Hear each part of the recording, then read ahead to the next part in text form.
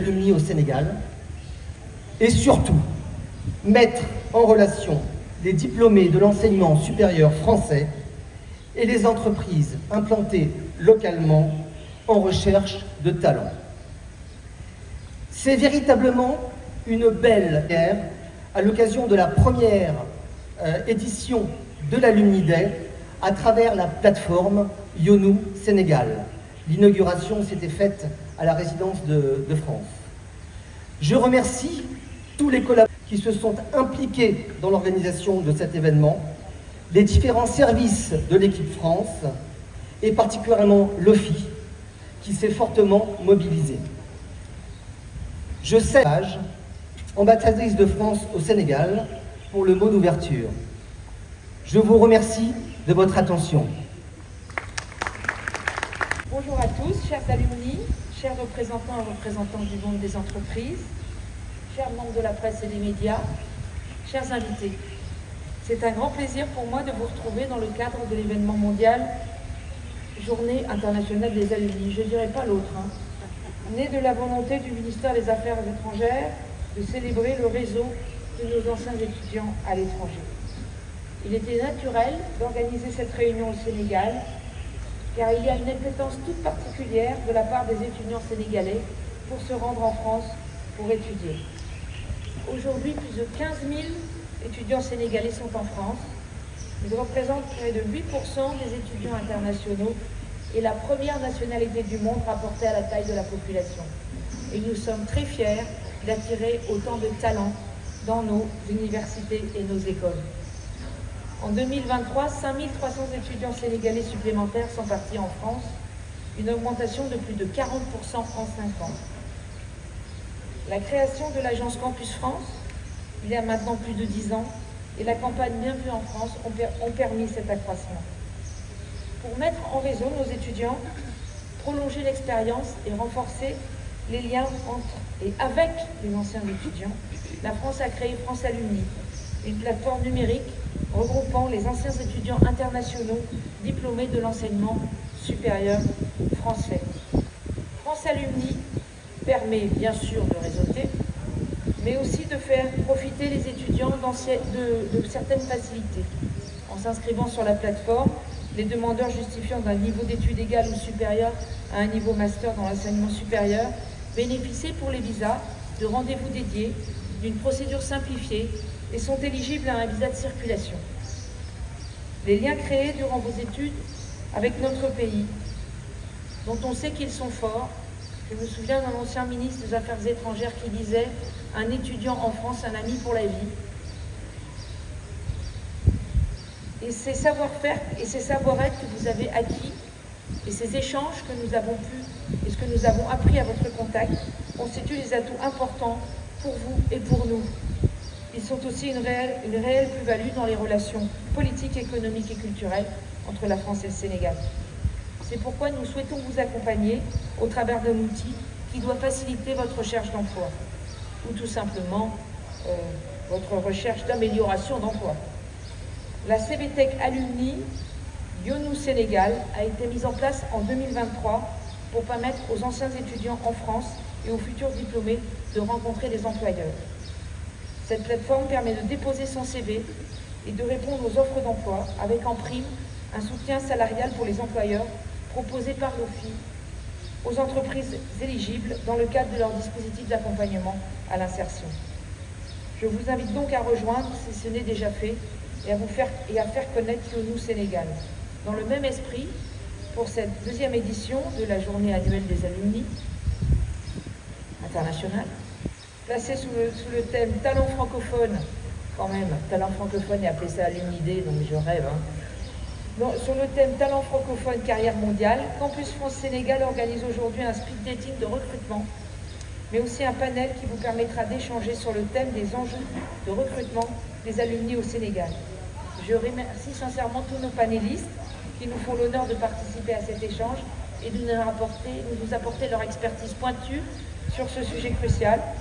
Je souhaite aussi également remercier toutes les entreprises qui nous ont rejoints pour cette première et je vous souhaite à tous et tous, alumni en recherche d'emploi, alumni qui cherchent à changer de filière ou à améliorer leurs conditions salariales et aux entreprises qui recrutent plein de succès dans ces échanges. Et je vous remercie. Et à tous. Et d'abord, la première question que je voudrais vous poser, c'est est-ce que ceux qui sont parmi vous, vous avez téléchargé l'application Lyon au Sénégal ou est-ce que vous êtes allé faire un tour déjà? Oui? Ok. Donc, parce qu'on va en parler durant notre séance. Alors, pour vous dire un peu ce qui va se passer tout de suite, d'abord, donc, il va y avoir un panel sur... Vous avez Vinci, Énergie. Vous avez l'Institut Pasteur qui est en force, voilà, juste derrière. Vous avez Deloitte, voilà. Vous avez la laiterie du Berger. Vous avez Neurotech, vous avez Auchan Sénégal, vous avez Atos. Je tombe. Donc, et Cécilia Zinga, qui est donc HR Business Partner à Deloitte. Deloitte qui est donc un cabinet qui fait partie des Big Five dans le conseil et l'audit dans le monde. Merci Cécilia. Merci. Ensuite, à côté d'elle, Assietou Dramé, qui est DRH Capital Humain et RSE de Auchan Retail au Sénégal. Merci Assietou d'être avec nous. Merci mesdames. Ensuite, Ariel Kenom, qui est chargé du recrutement international pour MSF, Médecins sans frontières pour l'Afrique de l'Ouest et du Cameroun. Merci beaucoup Ariel. Merci à vous. Et enfin, Seina Boutiam, qui est donc fondatrice de SIM pour briller, c'est Smart Ecosystem for Women, et donc qui va nous parler également de son parcours en tant qu'alumni, mais aussi en tant qu'entrepreneur au Sénégal. Merci beaucoup mesdames. Donc sans plus tarder, parce qu'on a...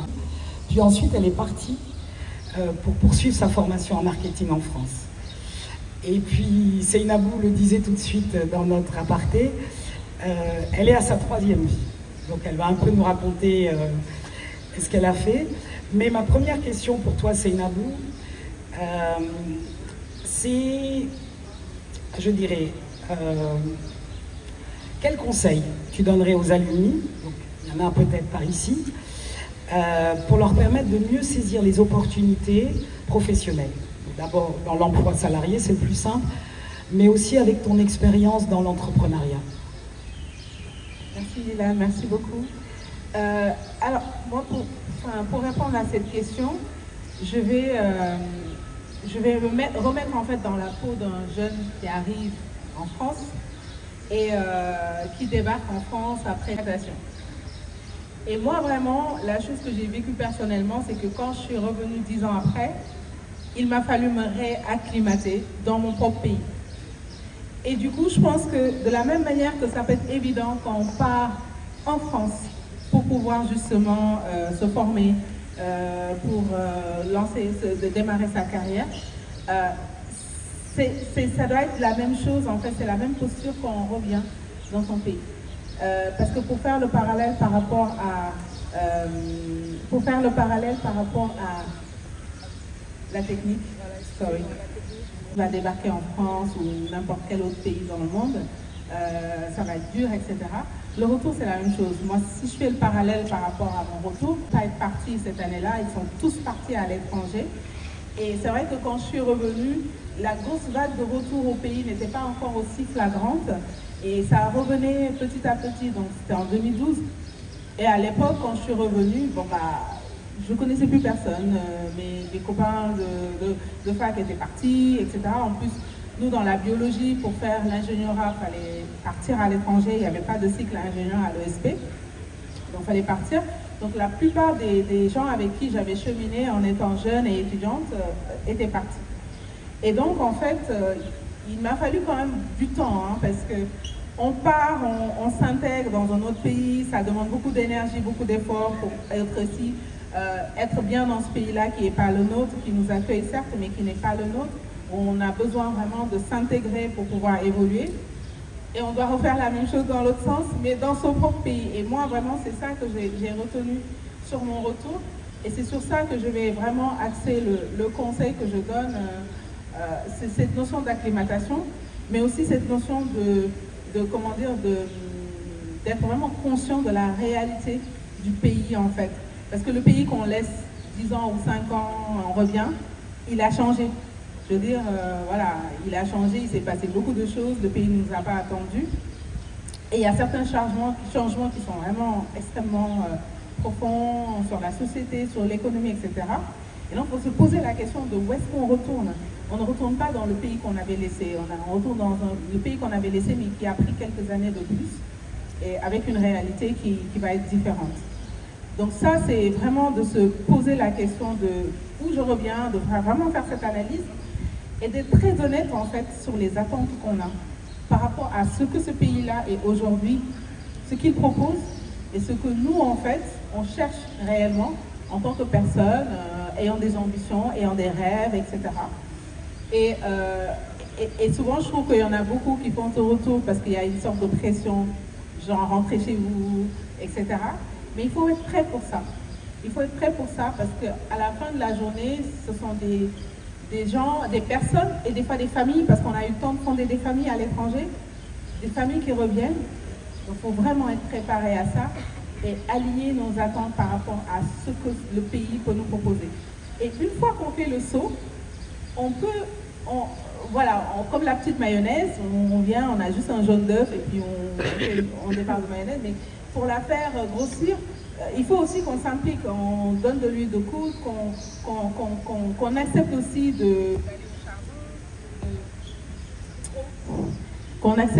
de faire ce qu'il faut en fait, parce que les choses ne vont pas se faire seules, et surtout au Sénégal. Donc il faut accepter en fait cette phase-là où on va devoir aussi déployer beaucoup d'énergie. Et moi, ce que je vois souvent pour ceux qui repartent, c'est que cette phase-là, elle est tellement énergivore, ils n'étaient pas préparés à ça, et ils disent non, c'est trop dur. C'est trop dur, on repart, etc. Par contre, non, je pense que si on est conscient de ça, on est préparé, et qu'on accepte de faire l'effort, le temps qu'il faut pour que les choses maintenant se mettent en place, et ensuite on peut développer autour de ça. Il n'y a pas de raison que ça se passe mal.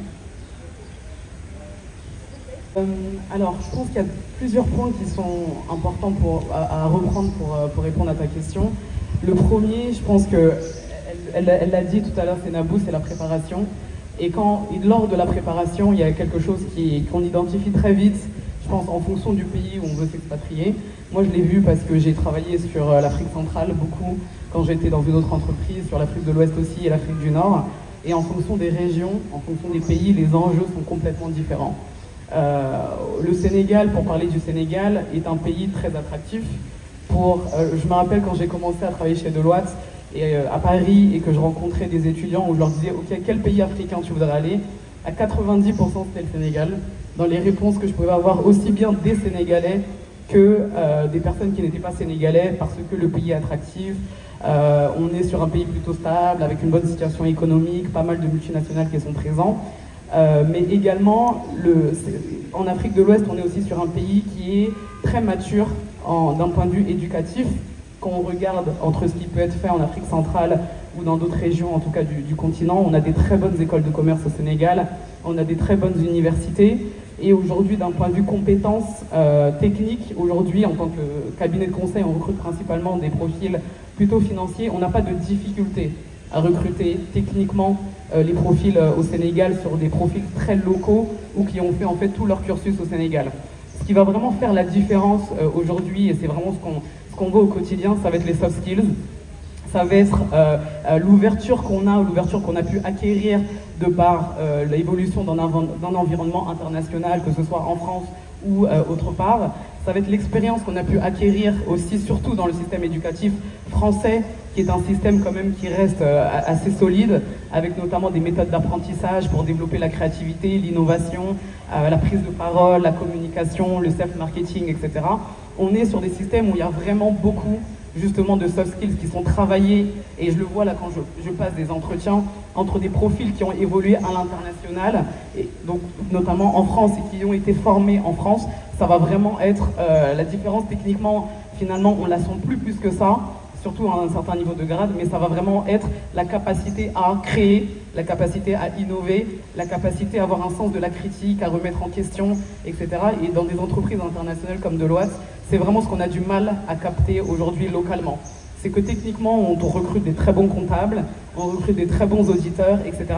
Mais à partir du moment où on demande un peu plus que de la technique, il y a une limite qui commence à être atteinte, qui est liée à plusieurs choses, hein. L'écosystème sur certaines formations qui sont limitées, on est sur des formations qui sont très classiques, très descendantes, comparé à ce qu'on peut voir aujourd'hui en France notamment. Donc c'est vraiment une vraie valeur ajoutée aujourd'hui qu'on recherche chez les personnes qu'on recrute. C'est ok, qu'est-ce que tu as à me proposer au-delà de ce que tu sais faire de ton métier technique, ou à un moment donné, bon, on a 500 personnes qui savent faire la même chose, quoi. C'est qu'est-ce que tu proposes d'autre, et ce que tu proposes d'autre, c'est ce qui a forgé ta personnalité, c'est les expériences que tu as pu avoir, c'est le sens de la critique, la remise en question, c'est ok, bon, j'ai fait une dizaine de stages à Paris, à Londres, ou peu importe, donc je sais comment ça fonctionne autre part aussi. Donc c'est vraiment ça, c'est l'expérience et le soft skills. Voilà. Elle a été formée au Sénégal, brillamment formée aussi. Et depuis le début de sa carrière, en fait, elle s'est spécialisée dans le recrutement, dans des cabinets d'abord, où elle a donc fait beaucoup de recrutement.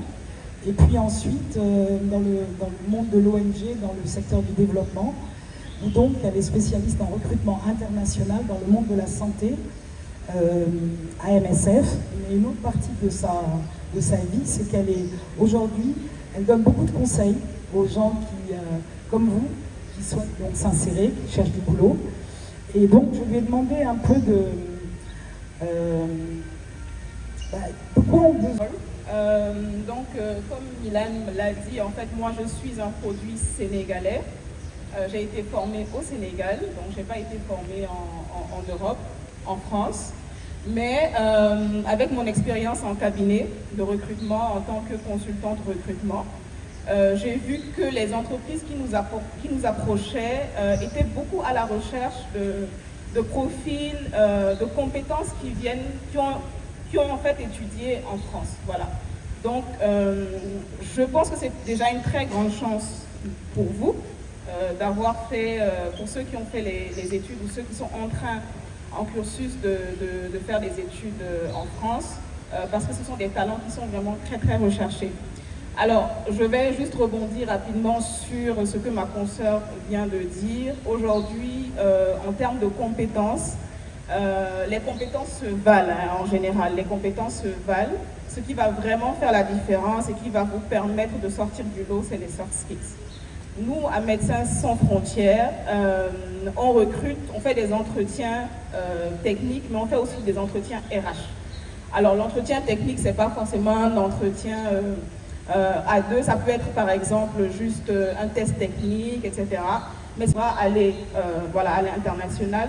Ce sont les soft skills et c'est ça justement qu'on va pouvoir évaluer dans les entretiens.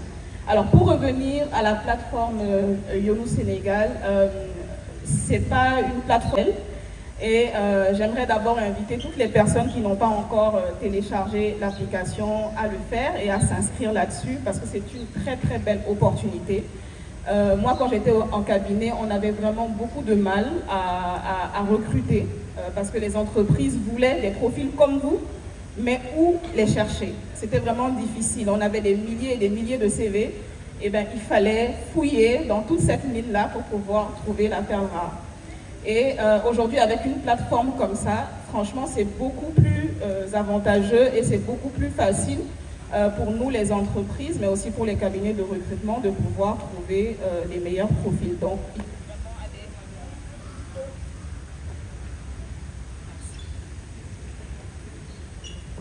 il faut vraiment aller s'inscrire sur cette plateforme-là. Alors, ce que je voudrais dire en premier lieu, c'est que c'est une plateforme qui doit être connue. On doit vraiment... la première des choses, c'est vraiment de la faire connaître, hein, donc la communication. Pour peut-être reprendre les propos du président Abdoulaye Wade qui disait il faut travailler, encore travailler, toujours travailler. Ben, je vais dire il faut communiquer, encore communiquer et toujours communiquer. C'est-à-dire qu'aujourd'hui, moi en tant que RH en entreprise, si je recherche un talent qui a été formé en France, il faut que je puisse penser directement à YONOU Sénégal. Ça doit être la première chose qui me vient à l'esprit. Donc beaucoup communiquer sur la plateforme. L'autre chose, c'est pouvoir aussi mettre en place des fonctionnalités qui n'existent pas peut-être. On parle beaucoup j'ai beaucoup entendu parler de CV vidéo, mais ce n'est pas quelque chose qui se fait beaucoup ici. Et pourquoi ne pas mettre en place peut-être une donnée, en tout cas une application permettant, sur le site, permettant de pouvoir permettre aux postulants de pouvoir proposer des CV vidéo. Aujourd'hui, on reçoit des CV comme ça. On a une idée générale de la personne, mais on ne sait pas en fait qui se cache derrière. Parfois, on voit des bons CV, on reçoit la personne en entretien. La performance n'est pas forcément ce qu'on attendait. Et l'inverse aussi est possible. Parfois, on voit des CV qui ne sortent pas forcément du lot, mais on reçoit la personne en entretien et finalement, c'est cette personne-là qui est retenue. Et je pense que pour certains métiers comme tout ce qui est commercial, vente, marketing, je pense qu'avoir une petite fonctionnalité comme le CV vidéo sur cette plateforme-là, ce serait vraiment une très belle opportunité pour vous déjà de pouvoir bien vous vendre au niveau des entreprises, mais aussi pour nous les entreprises de pouvoir piocher les meilleurs talents. L'autre point et l'autre conseil que je voulais donner, c'est par rapport au CV, d'accord? Le CV écrit tel qu'on le connaît. On reçoit un certain nombre de modèles de CV. Il y en a qui vont se baser peut-être sur le fond, d'autres vont se baser sur la forme, etc. Et sur le CV, en fait, il faut vraiment pouvoir faire, au-delà des expériences professionnelles, il faut pouvoir faire ressortir les soft skills dont on a parlé tout à l'heure. Évidemment, c'est des choses qui vont être ensuite évaluées en entretien, mais moi, aujourd'hui, peut-être qu'au-delà d'un diplôme, par exemple, en commerce, au-delà d'un master en marketing, peut-être que je recherche une personne qui a une certaine ouverture d'esprit. Peut-être que je recherche une personne qui a une certaine flexibilité, une souplesse comportementale, une capacité à s'adapter dans un environnement multiculturel. Ça, c'est des compétences que vous avez pu développer parce que vous êtes sorti et que une personne qui est restée dans son environnement local n'a pas forcément pu développer aujourd'hui. Et c'est des choses qu'il faut aussi pouvoir faire ressortir sur votre CV. Voilà, en gros, c'est ce que je peux dire pour l'instant. Assietou, elle est DRH du capital humain et de la RSE de Auchan Retail Sénégal. Elle aussi, donc, formée donc, dans les universités françaises, diplômée, revenue au Sénégal en 2015, qui s'est lancée un peu dans l'entrepreneuriat, mais tu nous expliqueras ça tout à l'heure. Ma question pour toi, Assietou, c'est, en tant que DRH, je veux dire, toi, parce que Auchan Sénégal, c'est 2500 salariés, c'est quoi vos défis en tant que recruteur aujourd'hui? Merci beaucoup, Dylan. C'est vraiment un plaisir de partager ce panel avec vous aujourd'hui. Donc, en termes de défis, il y en a énormément. Ce qu'il faut savoir, c'est que Auchan est dans le milieu de la grande distribution. Donc, on est au Sénégal depuis 2014 et le premier défi qu'on avait quand on s'est implanté, c'était que les métiers de la grande distribution, c'était quelque chose de nouveau. Donc, c'était de trouver la compétence. Donc, la compétence formée, qui connaissent le métier et qui soient prêts. Et ça a été très compliqué de recruter et de capter les talents, mais on a construit des équipes fortes sur ces 10 dernières années. On a mis en place un certain nombre de parcours de formation pour pouvoir arriver à les accompagner, à les former. Et en termes de défis autres qui touchent plus du coup les alumni qui sont là, je pense qu'au risque d'être redondant, le premier aspect, c'est le retour au pays, donc en termes de réadaptation. Donc il y a une réadaptation à faire malgré que ce soit notre pays. Certains l'ont vécu ici, moi je l'ai vécu, où on se prend une paire de claques quand on rentre. On n'a plus les mêmes fréquentations, le pays a changé, a bougé, et on doit se réadapter culturellement et professionnellement. Et culturellement, on a une famille et le poids du social et de la famille qui pèse énormément au Sénégal, ça on le sait. On a des amis qui sont là, ou qui étaient là, qui sont en attente même de nous voir réussir, en attente, et ça peut être compliqué sur l'aspect culturel. Et si on ne se prépare pas déjà sur ces aspects-là, ça peut être très compliqué, le retour. Et l'autre réadaptation, c'est sur le côté professionnel. Donc si on a eu l'occasion de travailler en France, et d'ailleurs dans le cursus Généralement, ce qui est proposé, c'est de faire des stages d'entreprise ou encore certains sont restés un peu plus après leurs études. Ben, quand on revient, parfois la réadaptation professionnelle, ça peut être sur une culture différente de l'exigence, où ça peut être parfois compliqué de manager certains profils. Mais derrière, comment dirais-je, moi je considère qu'avec notre expérience, tous les profils se valent. C'est après juste comment on trouve le juste équilibre par rapport à cette réadaptation-là, tout en maintenant la culture et l'exigence au top. Et je pense que les autres défis également, et pas des moindres, c'est les attentes des alumni quand ils rentrent au Sénégal. Le Sénégal, ce n'est pas la France. Au Sénégal, il y a tout à faire. Tout est à construire. Et généralement, on a eu des profils, il faut savoir qu'à Auchan, en termes de chiffres, on peut parler de taux de réussite des alumni qui sont restés d'à peu près plus de 92%.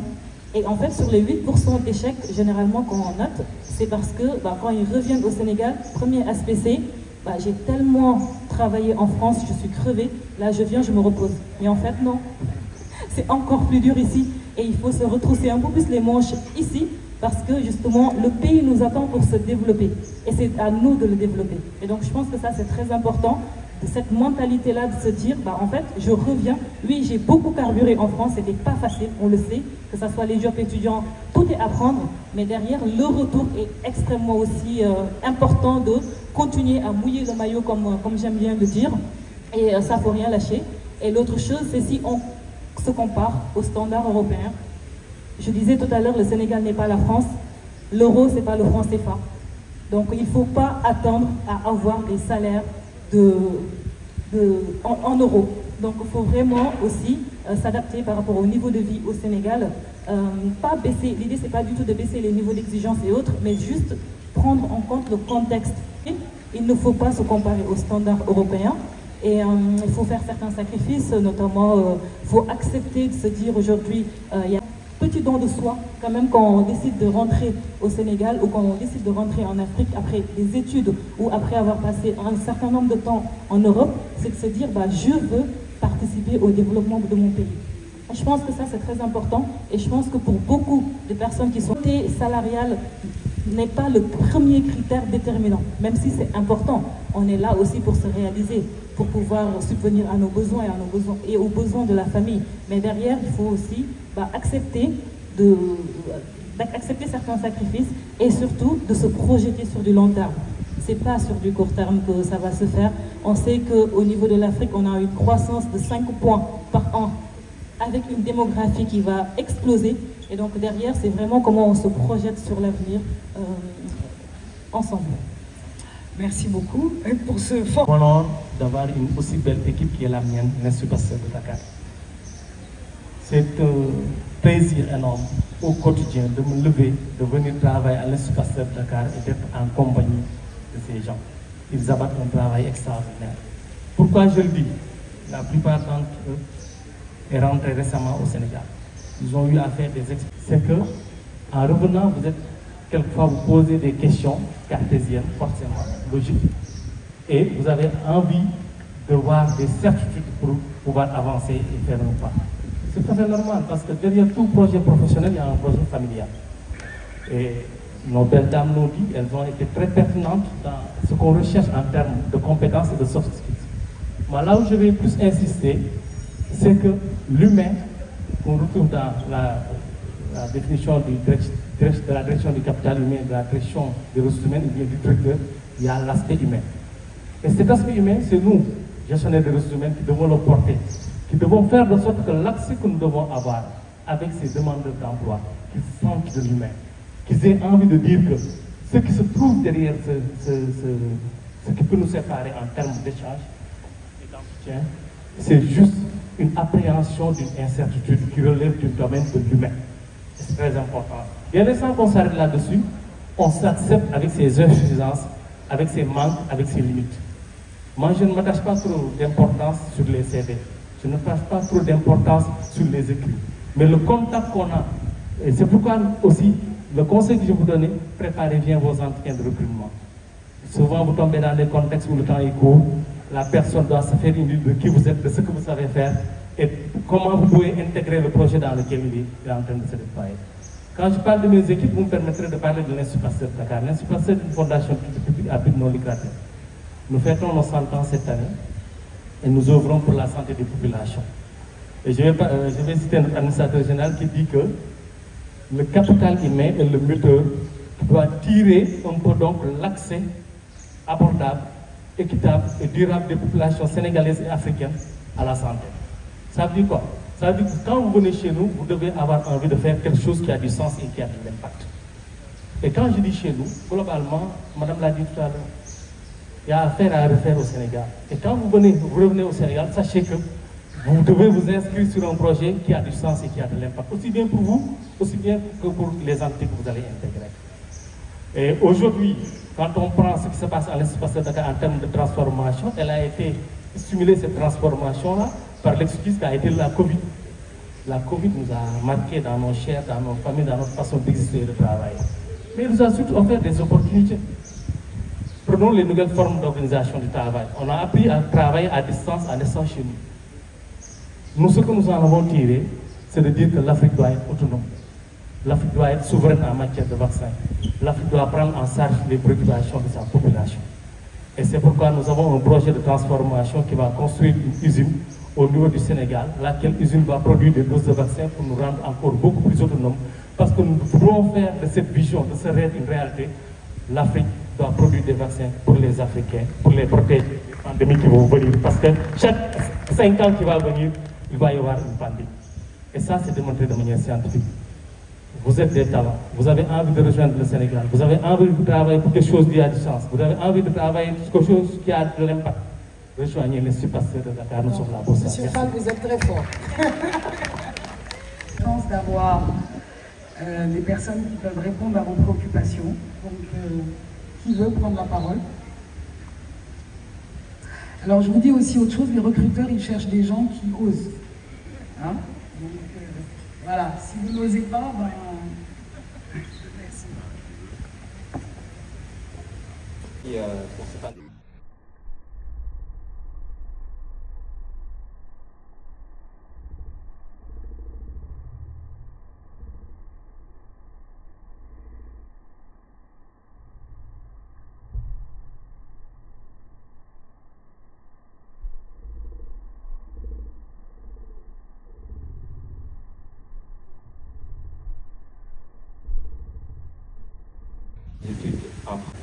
Donc je suis revenu en vacances et je me suis décidé de rester au pays. Et depuis décembre, quand je venais, je n'avais pas de contrat ni rien. Mais par la suite, après 3 mois, j'ai pu trouver un contrat d'adaptation au sein d'Dangote Cement au Sénégal. J'évolue dans le milieu du droit, donc, parce que je suis titulaire d'un master 1 en droit des affaires et un master 2 en droit banque. Donc en master 1, j'avais plutôt une spécialité qui touchait de façon globale le droit des affaires. Donc j'exerce en ce moment en tant que juriste temporaire. Donc voilà, donc là je travaille, mais je me suis dit que c'est un panel qui serait très intéressant pour nous parce qu'on n'arrête jamais de chercher du travail. Donc je me suis dit qu'il y avait de ces entreprises à carrure internationale comme Dangote, mais il y avait, je viendrai pour chercher ces opportunités. Donc, vous avez une question? Oui, une question, donc c'était plus pour cette plateforme que j'ai découvert récemment, Yokoté, mais je pense que c'est exactement. D'autant plus que je ne suis pas un fan de Nakis, que voilà. Le Sénégal, pardon. Oui. J'ai eu à m'inscrire, mais je pense que c'est une plateforme qui n'est pas trop fonctionnelle pour l'instant. Parce que je me suis trompé en mettant mon nom, j'ai mis mon université et j'ai eu toutes les peines du monde pour pouvoir faire le changement. Donc ça, c'est problématique. Et depuis lors, je suis rentré dedans, malheureusement. Donc c'est ça. Ma question, c'est plus parce que j'ai entendu 2 dames qui sont celle qui a de l'aide. Auchan et etc. Donc je pense qu'ils cherchent plutôt des profils techniques, à savoir comptabilité et tout. Donc je voudrais vous poser des questions. Est-ce que vous cherchez des gens qui ont fait des études en France, donc qui ont étudié le droit français, mais qui sont revenus. Donc après, est-ce que vous leur donnez le temps de comprendre le droit sénégalais pour pouvoir travailler, ou est-ce que vous allez vous baser dès l'instant sur ces compétences et que le reste se passe progressivement? Merci. Merci beaucoup. Au Sénégal, pour une réinsertion, on va dire, professionnelle. Alors, moi, ma question, c'est plus pour savoir, parce que là, dans vos propos, vous avez dit qu'il faut de la résilience. Moi, je le résume en termes de résilience pour revenir. Il faut de la résilience pour faire face aux réalités du Sénégal.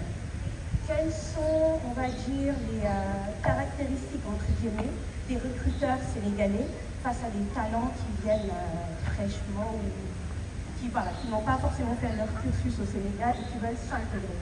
Comment nous, en tant qu'alumni, on doit les analyser? Quels sont les tips, on va dire ça comme ça, et quelles sont, eux, leur ouverture d'esprit face à ces personnes qui essaient de s'intégrer? Comment, on va dire, dealer avec toutes ces complexités dans le monde professionnel? Donc, je pense que pour ma troisième question, je sais déjà qui va prendre la réponse, donc c'est madame. Donc, c'est par rapport à l'entrepreneuriat.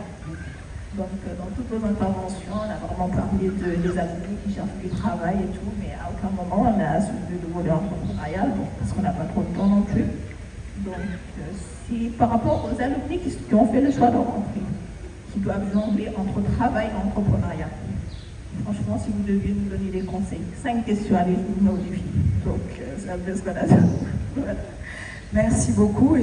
de temps, parce que déjà, il faut que je me présente. Déjà, non. 3 minutes, c'est suffisant. Parce que nous, on c'est moi qui représente. donne les règles. Nous, ouais, désolé. Ok. Ouais. Donc, s'il vous plaît. Nous, on représente l'association des étudiants sénégalais de France. Donc, c'est pour ça que je dis que ça va prendre un peu de temps. Parce que déjà, je vais conclure avec la plateforme, comment ça s'appelle déjà, du Sénégal, parce que je vais appuyer ce que la dame vient de dire aussi sur le niveau communication surtout. Moi, je suis le président des étudiants sénégalais d'Arras. Je suis aussi dans l'université et tout. Et lui aussi, on est venu pour témoigner, aussi pour parler aussi des associations sénégalaises de France, la FSF.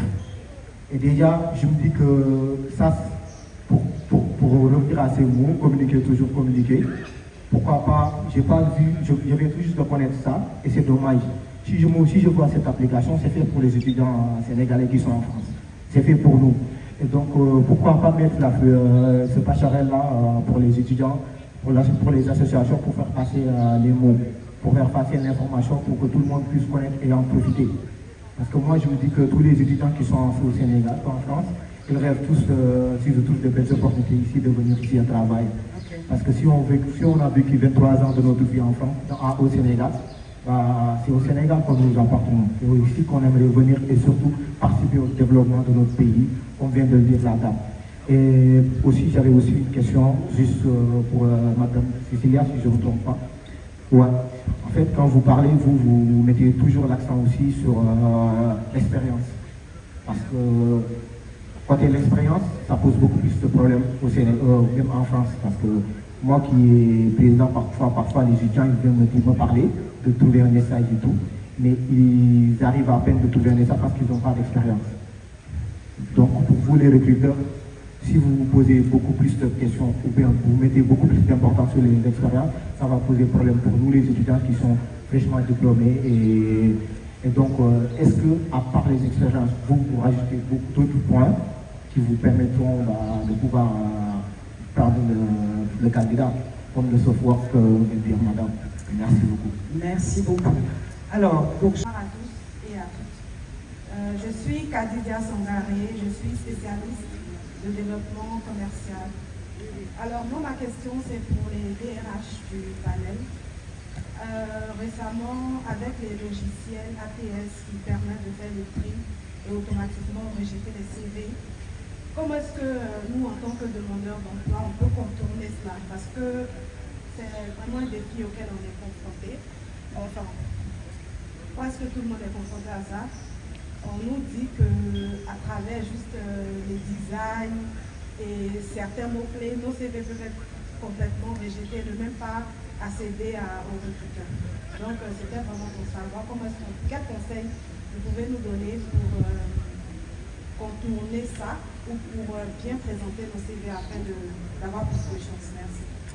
Merci beaucoup. Alors, on est dessus depuis à peu près 2 ans sur le projet.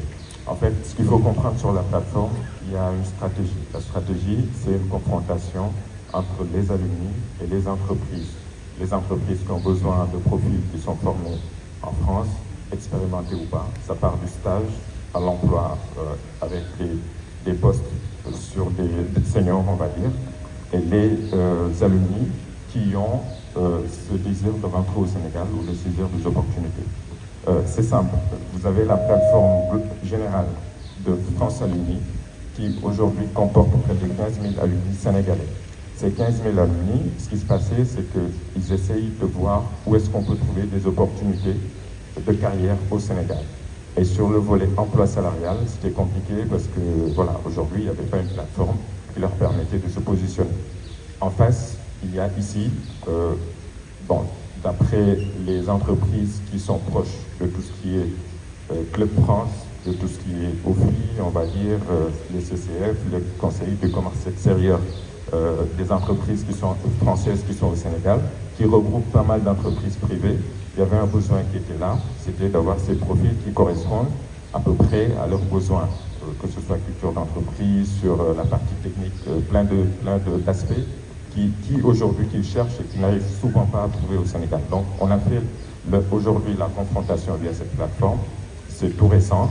Ce qu'on peut vous dire par rapport à cette plateforme, c'est que vous avez, on fait un filtre, on n'a pas honte de le dire, et ce filtre aujourd'hui, si vous vous inscrivez et que vous n'avez pas validé tous ces critères qu'on a mis en place, qui vous permettent d'arriver à une jauge de 75%, vous n'êtes pas considéré comme validé et vous n'êtes pas visible auprès des recruteurs. Pourquoi on a fait ça? C'est aussi pour tester la motivation de ces alumni qui aujourd'hui cherchent des opportunités et qui sont prêts à échanger avec une entreprise qui a ce besoin. Les entreprises aussi, nous avons aussi voulu qu'ils jouent le jeu. On a mis en place un moteur qui permet de faire du score matching quand ils vont mettre des offres d'emploi. Ils peuvent tout de suite avoir des profils dans le moteur de recherche qui est en place, qui correspondent à leurs offres. Donc on a tout fait pour que ce soit des conditions qui permettent aux deux de s'y retrouver. Maintenant, sur la stratégie, parce que j'ai entendu dire tout à l'heure sur la communication qu'on n'avait pas beaucoup communiqué, on avait une stratégie d'aller vers les alumni, on est allé vers tout le réseau associatif. Moi qui vous parle, c'est moi qui ai créé la FSF, la Fédération des étudiants du Sénégal. Il y a le réseau Espace Diapo, il y a les réseaux CNASO, il y a toutes ces associations qui sont connues en France. On est en contact avec eux. On est allé vers les grandes écoles qui sont répertoriées dans le réseau de Campus France aussi. On a contacté tout le monde. Mais ce qui se passe, c'est que quand on a diffusé cette plateforme-là, les alumni, ils attendent du concret. Et ce concret, ce sont des offres d'emploi. On a réorienté la stratégie vers les entreprises en leur disant, il faut que vous nous aidiez à vous inscrire, à mettre vos offres. Et là, on deviendra attrayant auprès de ces alumni-là. C'est ce qui est en train de se passer. C'est pour ça que depuis tout à l'heure, vous m'avez vu faire des allers-retours auprès des entreprises. C'est pour les inscrire. Ensuite, on passera à l'étape où il y aura toutes les offres qui seront diffusées. Et là, la plateforme commencera à prendre avec l'implication de tout le monde. Mais on n'est qu'au début. Ce qu'on demande, le message aujourd'hui, c'est que ce soit entreprise ou alumni, à s'inscrire, à remplir les critères qu'il faut, entreprise, emploi. Et par la suite, je pense que ce sera quelque chose qui va aider à ce que chacun y trouve son compte. Voilà, je vous remercie.